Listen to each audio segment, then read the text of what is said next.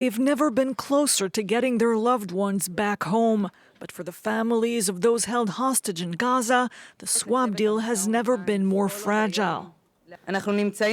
We have a window of opportunity that has not existed since the beginning of the war. On one side, we see hope and the return of the hostages, and on the other side, a window that could close and seal the fate of the remaining hostages.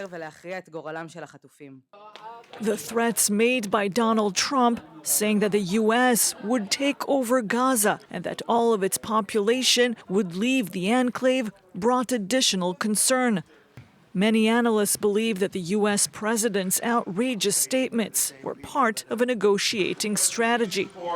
The idea is to have afterwards another option which would be necessarily seen as a compromise, and this may help this option being accepted, especially by regional actors.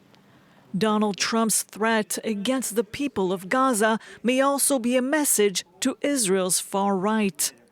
Netanyahu could go back to his cabinet and say, okay, look, this is a deal down the road that's not going to give the Palestinians a state of their own, but in the meantime, we have to get through the ceasefire. And this will allow him to bring on board the extreme right wing of his cabinet for the ceasefire. And then Trump will do whatever betrayal he wants to do afterwards.